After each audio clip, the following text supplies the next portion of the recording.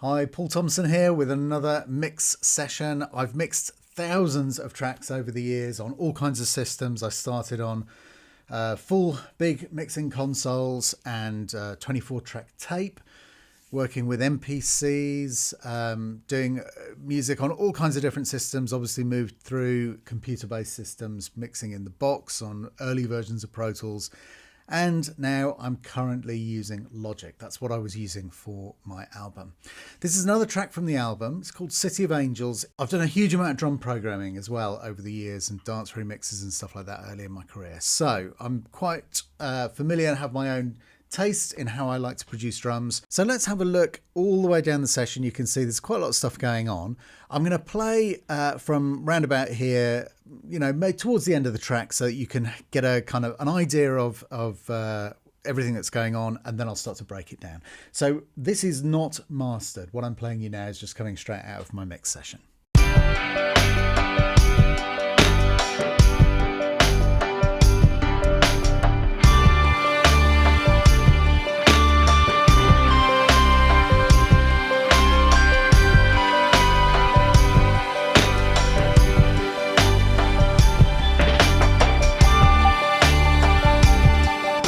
Okay, so what is there? Let's start at the top and work our way down. So first up, you'll see that this is, it's just my string pad. So I just expand this a little bit and you can see what's going on. It's super simple. I'll just solo that quickly so you can hear.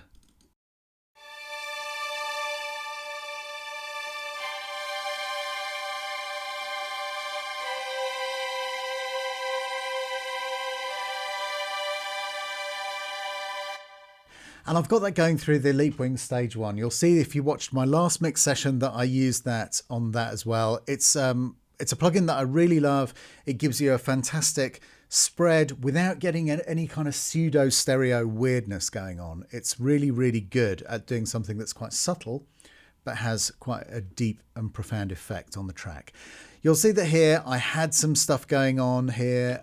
It was actually, if I click into here, it was some spiccato stuff, and this track went through a couple of different iterations.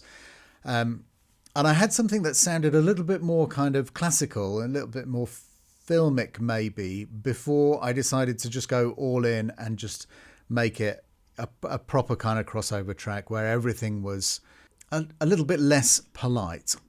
So we've got a couple of pick tracks here. These link together.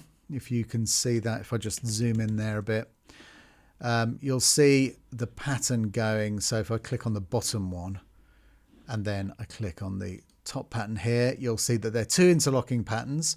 Let's play them both together so you can hear them.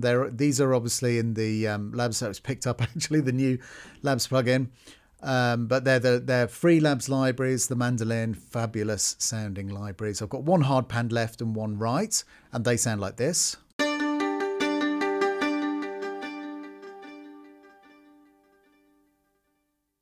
Now you'll hear that I've got some interesting stuff going on with the delays, but if you are listening carefully, you would also notice that it starts to go very slightly out of time. And if we look at both of these, I bring up the stereo delay on this one, you'll see that I'm using the deviation control. And again, this is just the stock Logic delay plugin. It's really, really good. It's great for this kind of thing when you want something that's just very straightforward. Delay is the primary thing as opposed to having something that maybe sounds a certain character. Here, I just want my delays, but I want them to gradually drift out of time. And I'll just play that again now. Have a listen and hone in on that deviation. Now we've got a bunch of synths here. So the Massive from Native, it's still something that I really, really love messing around with. What have I got going on here? I've got an amp sim, another, again, Logic stock amp designer. I've got the Echo Boy this time, and then I'm using let me just tweak that a little bit of, you guessed it, Cinematic Rooms, Amethyst Hall, but it's got a longer reverb time. I've kicked up the reverb time. So let's have a listen to this in isolation.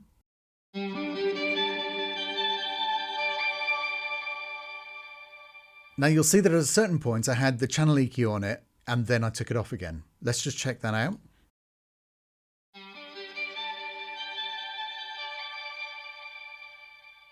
And then take the EQ off.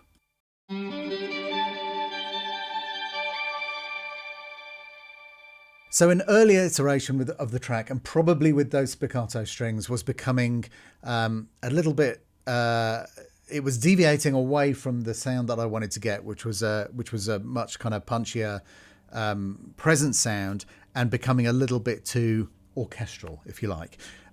And that was why I needed to carve this away, to make some space in, that was being grabbed by those spiccato strings. Once I had them out of the picture, I could put this back in, and I've gone back to the natural sound of the synth, which is great. Just to turn those two things off and play it again without any effects. So again, it's that thing where you add these lovely effects and check it out.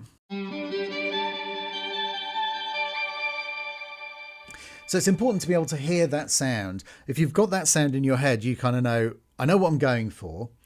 And then being able to make the leap between the sound that you're getting out of the synth and what you can do with it. And I always knew that it was going to go through an amp, and I was going to get some fantastic spinny business going on and a bit of reverb and all that kind of stuff. And what's it sound like in context?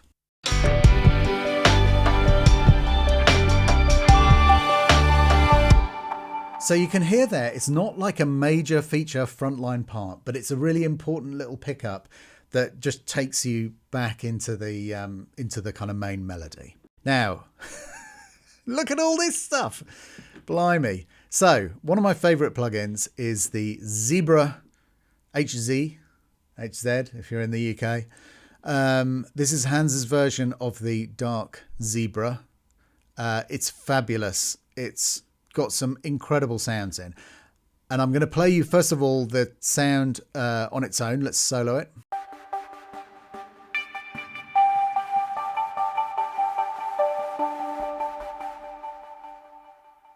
So I think you get the idea, but let's take all of that stuff off and listen to what the sound that's coming out the synth is.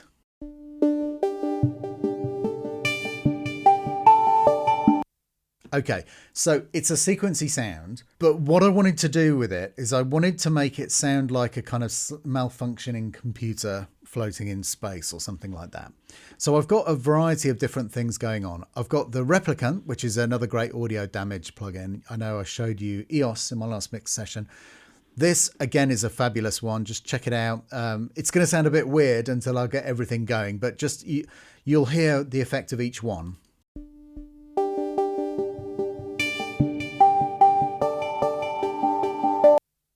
Okay, so you can see roughly what's going on. Now, this does sometimes take a bit of messing around with to get it doing exactly what you want it to do.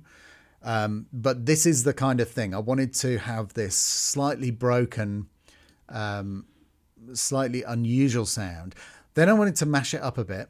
So I've got quite a severe bit crush going on here. Check this out.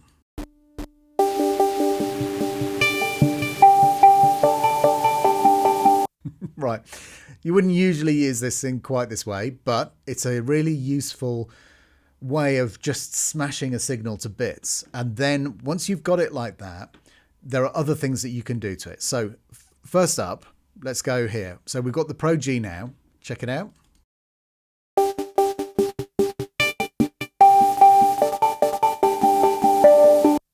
So again, it's going for that broken thing. I'm trying to make sure that not everything gets through, that I'm chopping into the signal.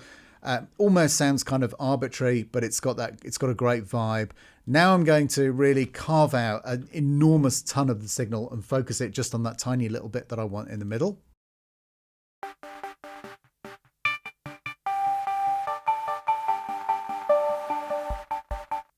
Now you'll notice that I am pulling stuff out as opposed to pushing the middle up.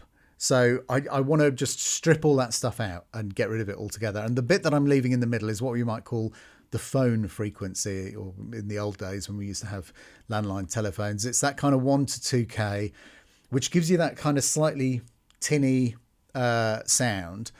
I could have made it more tinny by making the slopes of these much stronger, but actually it's got the sound that I want. You dial it in, and you know, until when you get it close to the sound that's in your head, that's when you finish. Here again, straightforward. It's a ping pong.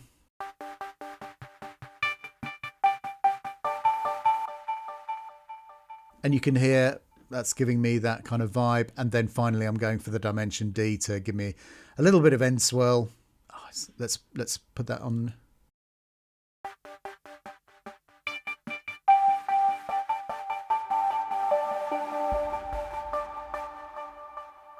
And then I add the reverb in the end. Now, this is obviously not a featured part. It's just part of this opening up swell that I want at this point. I'll play it in context so you can hear that.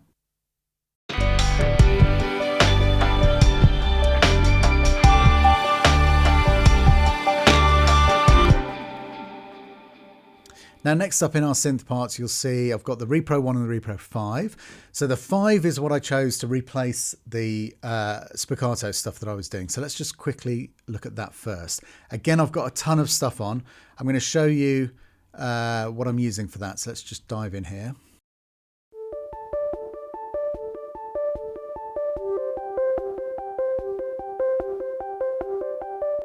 So really great sound. It's got tons and tons of character.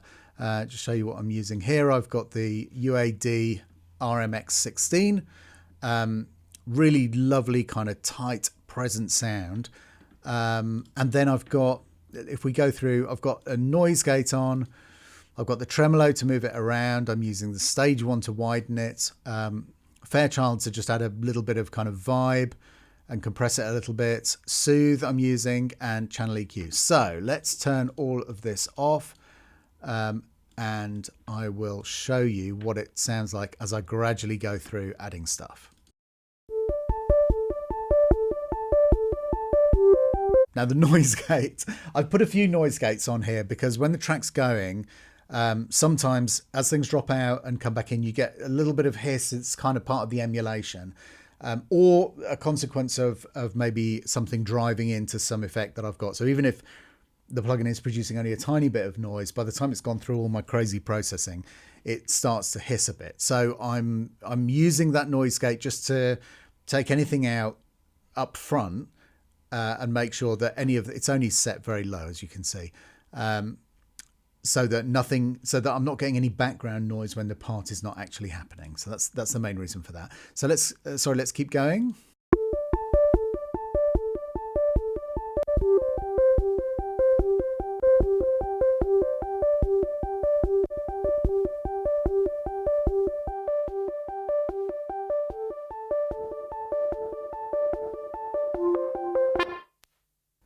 Little quack at the end there.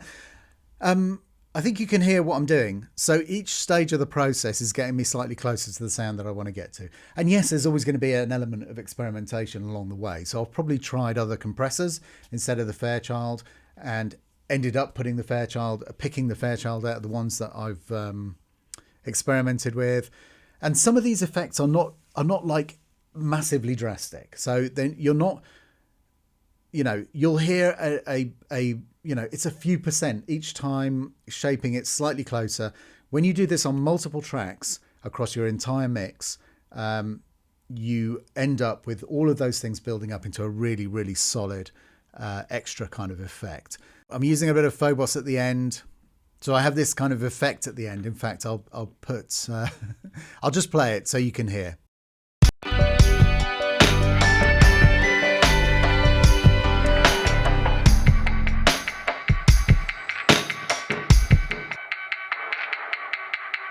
So let's get Phobos up and we'll have a look.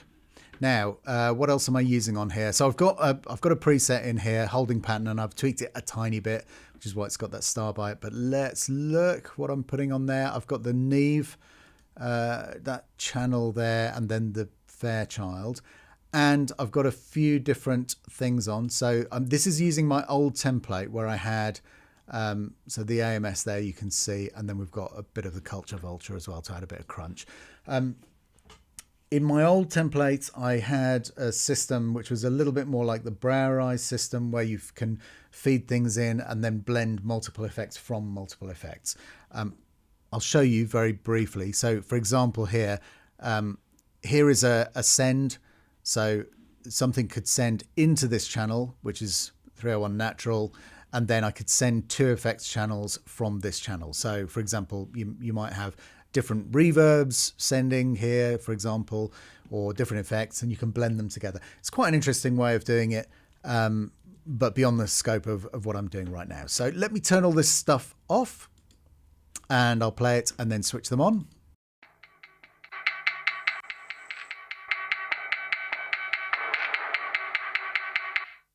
Okay, so you can hear from my gain staging as they kind of leap up and down. I've deliberately pulled the input down to get the right level into the Fairchild, but then also I'm cranking the input to the Culture Vulture and to the AMS so that I'm getting the right sound out of those.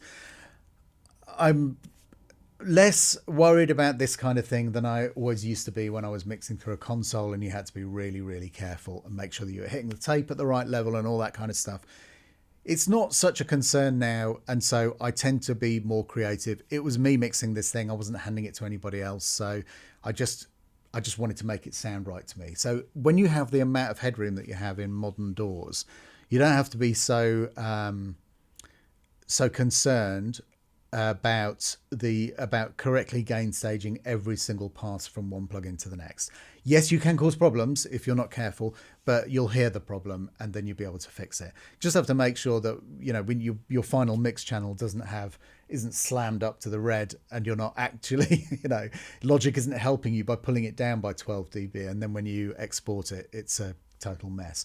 So as long as you're gain staging into your stems and the output from your stems is okay, I don't worry too much about one plugin to the next. I just want to work quickly. So that's Phobos. Fabulous, wonderful thingy. Let's have a look at it again here. Again, I've got a bunch of cool stuff on here, but this sound, which you'll have heard earlier.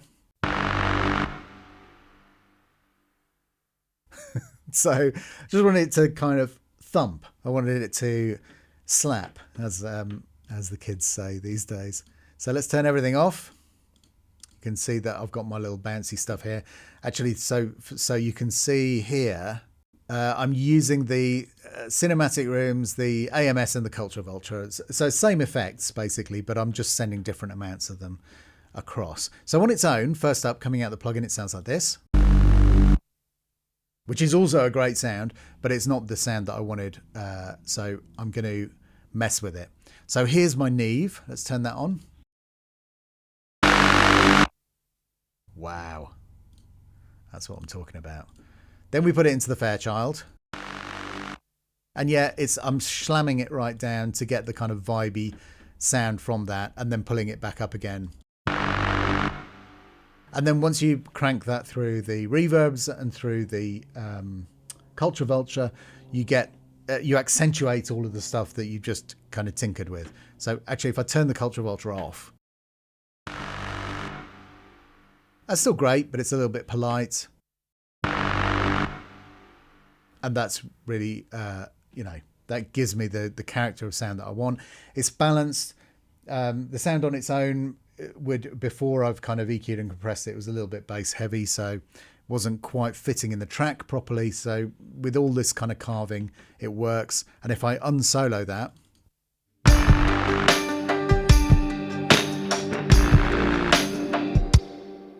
so you see what I mean? I don't want it to be I don't want it to be the most incredibly powerful thing that you've ever heard, but I do want it to have some attitude, and it's got that attitude from that effect treatment. Now, here we have a fabulous thing from the Composer Toolkit, from Oli's Composer Toolkit. Arrival pad has always been one of my favorite sounds, and if I solo that so you can hear what it is.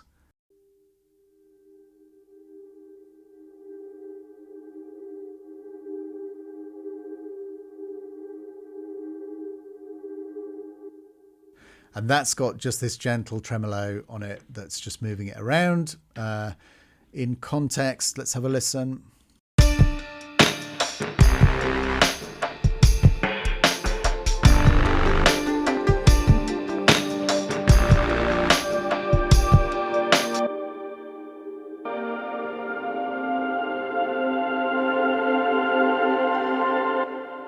So you can hear it's like a beautifully crunchy little ghost note inside the other pad. So the realization pad, and there's nothing on this. It's just as it comes out of the tin.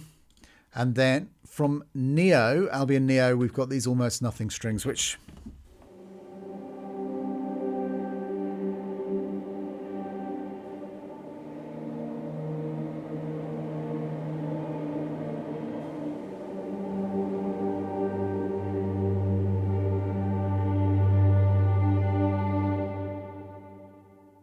that's so cool.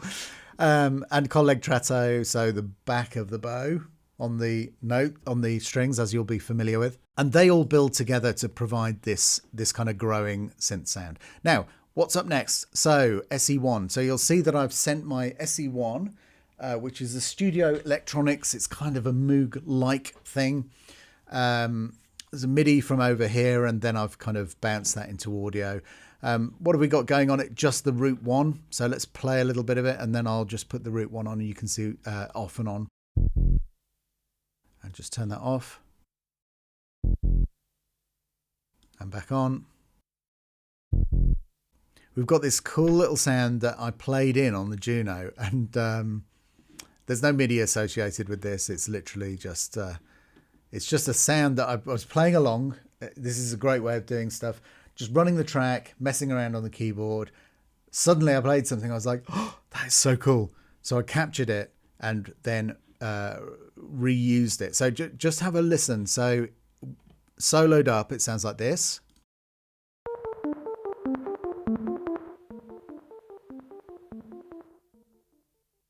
And then without anything on it, sounds like this.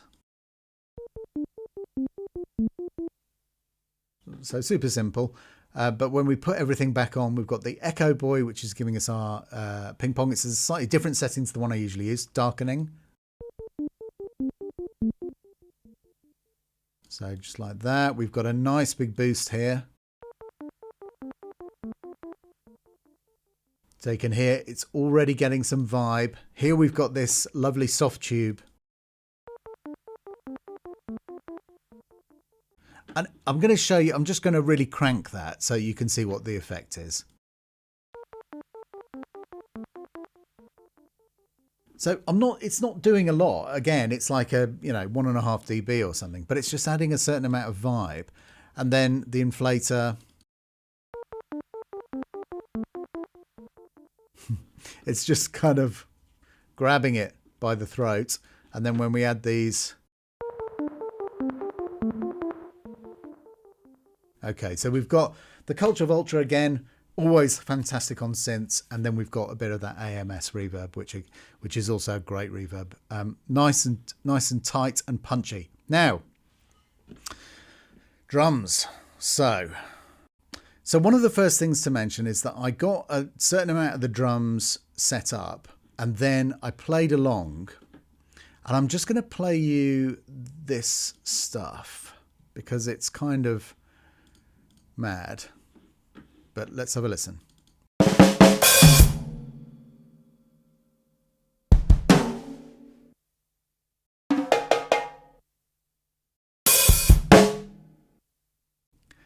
So this is my drum setup in the old studio. There's nothing on it. I've just balanced it very quickly, but it's mic'd up.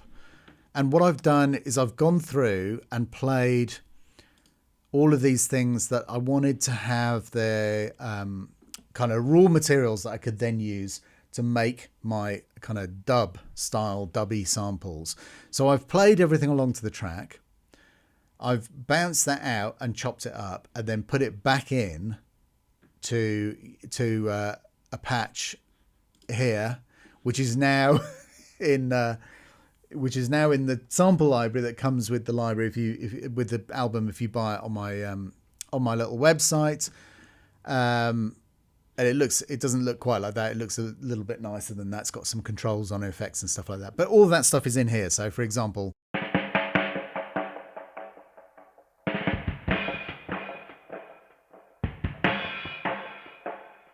so you get the idea. If I turn all this effect stuff off,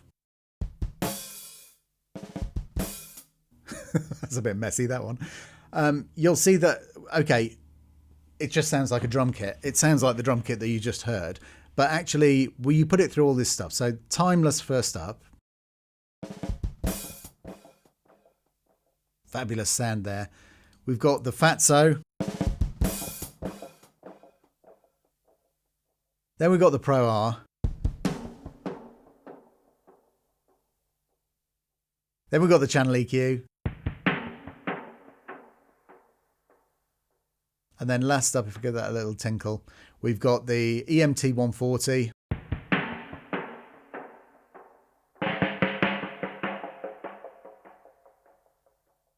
So I'm trying to reproduce from that music that I love from the 70s, that fantastic kind of super crunchy dub style, I guess Watkins Copycat or whatever, the stuff that was being used back then. I'm trying to mix up hats that sound programmed and hats that don't sound programmed. So this one is actually from my media production toolkit. So a really, really useful super tight hi-hat. It's part of the Originals media production toolkit, from which 100% of the money that you spend on it goes to the charity Blueprint for All. So a fantastic charity. So check that out if you haven't already. And then I've got these bit crusher. I'll just show you the settings. So there's a bit crusher there. There's the overdrive that I'm putting it through an amp. And finally, the DBX 160 compressor, which is a great drum compressor if you, in its original form. I used to have two, but don't now. It was just easier to use. The plugins are so good, especially the UAD one here. If I just take all that stuff off, you can hear. And then, but we want it to have this crazy vibe. So as I mentioned, we've got the Abe Laboriel Junior drum kit here. This is, I've got a channel EQ on it just to kind of give it a little bit of a brightener, but it's, yeah, that's straightforward. I've got my MPC collection here, and I'm just using the bottom part of this sound. So let's just have a quick listen. And if I take the channel EQ off, when I'm programming drums, I'll often start with something which I'll gradually develop, and it might turn into things like kind of verse, bridge, chorus style stuff. But it also might just be something that I'm evolving, and I don't want to totally write over the thing that I've done first. So I'll often program out and then maybe get a couple of minutes in and go, right, I like this bit, and then I'll kind of get rid of everything else. So you can see it's going to have had some kind of outboard on it at some stage, and probably one of my old vintage EQs. But let's have a quick listen to what we've got here.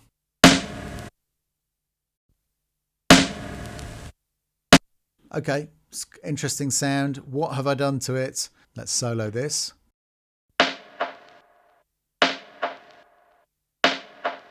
Okay, so I've got my kind of channel EQ. I think I've probably compressed it. I'm not 100% sure. There was some reason why I bounced it out anyway. A reason lost to time. It's too long ago now. Can't remember. Anyway, here we go. Got some fantastic percussion here. Again, it's just...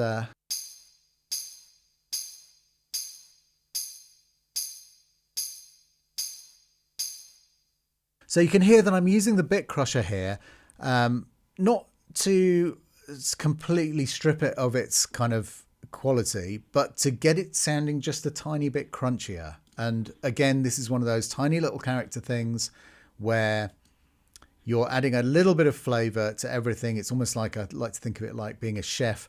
You're seasoning each individual part, each individual section a little bit, and then you'll kind of get the recipe will start to come together.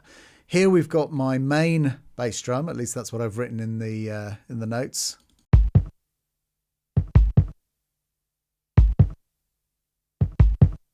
Some of my old MPC sounds. So let's solo this.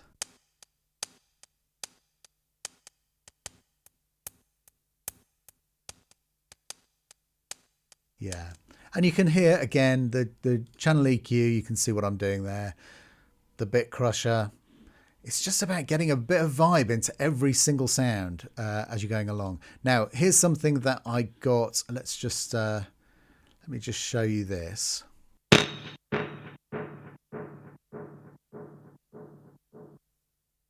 Now, that's something that I have fed through. I've taken a sound and I've put it through the Watkins copycat. So it's got a real kind of sound to it, but and I've put a bit of the Culture Vulture on as well. If I switch that off, but if we put it back on, nice and crunchy. Here again, I've taken something. It's one of the cymbal sounds from my little sample library that I put out with the album. I've sent it out and processed it through the EQ and compression outboard, and then it's come back in and it sounds like this.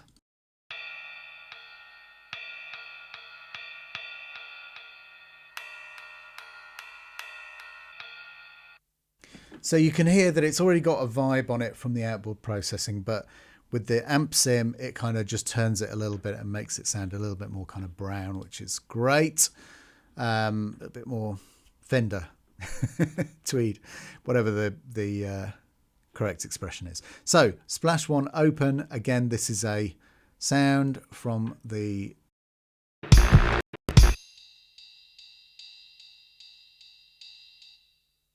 It's got the same vibe. It's got the same kind of things. So I've taken a lot of the kind of mid sound out of that, and then I've put it through the amp sim, and it's got the Culture Vulture and stuff like that on it as well. So, and then, we've got a little outlier at the bottom here. So from the Originals Media Toolkit, we've got this sound.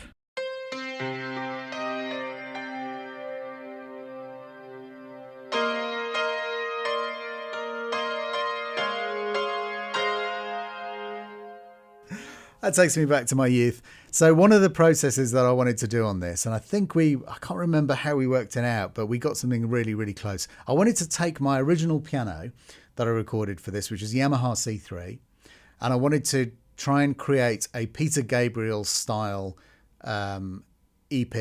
So kind of like the CP70 from the 70s, and just to kind of get that kind of super pumped, super tight vibe that just reminded me of So, and all those great albums from Peter Gabriel where he used this really characteristic sound. So, and the reason that I'm using it on this is because it does this fantastic sound here, which if I just solo it.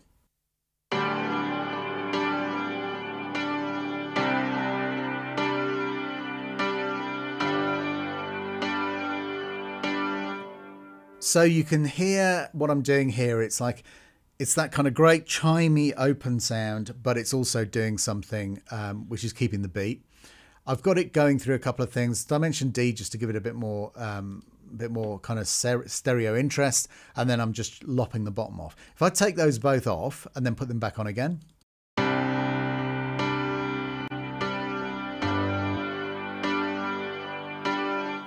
So again, those are those production things that get it close to the sound in your head. In this case, the sound in my head being the sound of Peter Gabriel. And then we're right at the end now. So this is the last bit, and these are the guitars. Now I'm not a guitarist, but I have a guitar. Maybe that means I am a guitarist, and I've got a Helix. So I set up my sounds on my Helix. I'm using a bit of EQ on these. So you can see on that channel and on this channel, we've got the same kind of EQ. I'll play them together because that will save my blushes slightly.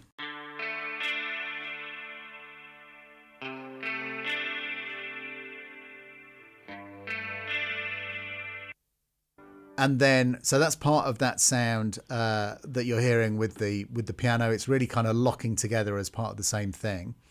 Then we double up the synth. So you remember that synth melody that we had on the earlier part up in the synth section.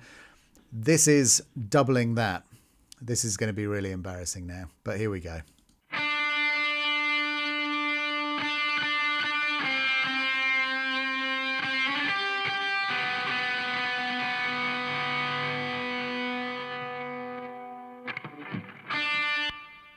Let's have a quick look at what we're using here. So on the VSS3, we've got, a really kind of straightforward, nice big reverb.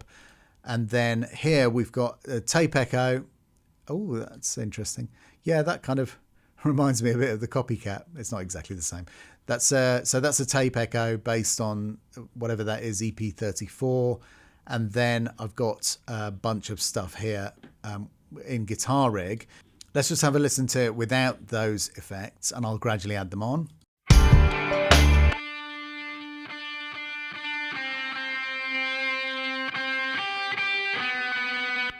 So this one here that's going through Guitar Rig is adding this.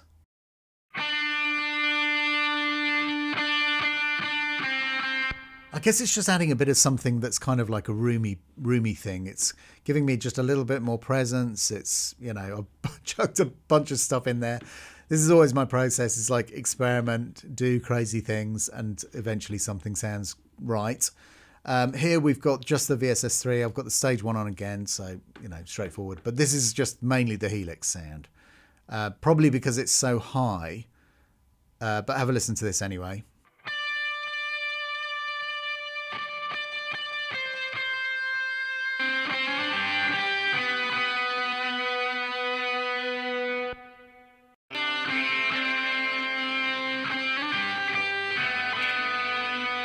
Okay, you get the idea. Let's put them in context.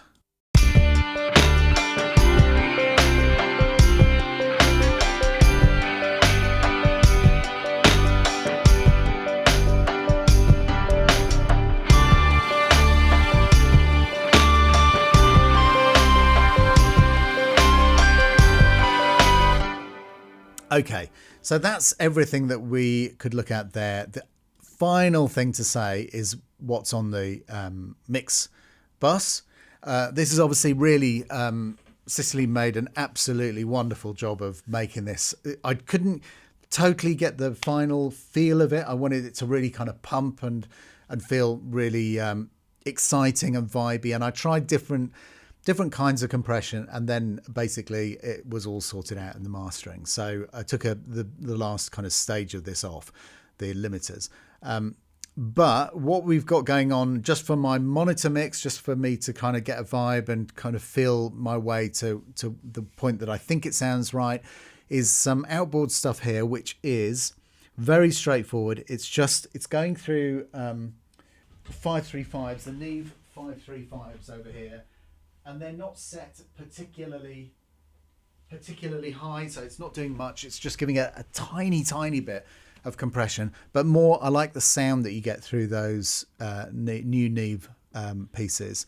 Then the API 5500 EQ, again, it's just adding a tiny bit of low end and a tiny bit of high end, so it's a little bit of a smiley face, but quite delicate. I'm using the Satin tape machine. I'm using also my noise gate to tidy up the beginning and end, so that I didn't give something over which had tons of hiss all over it at the beginning and end. And I'm using the, as I say, for my vibe, I'm using a bit of limiting on the Oxford limiter and then the L2. But I just switched those off for the final analysis. So if we just hear it, and I'll switch everything back in as we go, it sounds like this.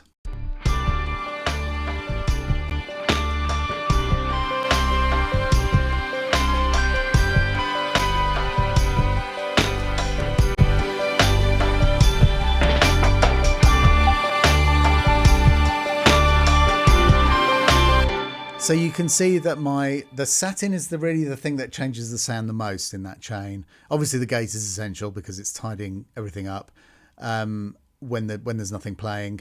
But the UAD Oxford limiter and the L2 are really just kind of bringing it up a bit and giving me a little bit of extra limiting to simulate what it might sound like when it's mastered. I like to kind of be listening to as complete as possible while I'm playing, so that I can feel excited about it and get into the mood of, it helps me sound design each new part as I'm adding it. Now, sometimes, of course, that's a bit of a nightmare because you end up with latency. But in Logic, you'll see here, I've got my latency switch here, low latency monitoring mode, right there on the UI so that I can just click it if I need to get back into playing mode and strip everything out that's really adding super delay, have it feeling pretty snappy, and then chuck it back on again as soon as I've finished to get back into kind of mix land.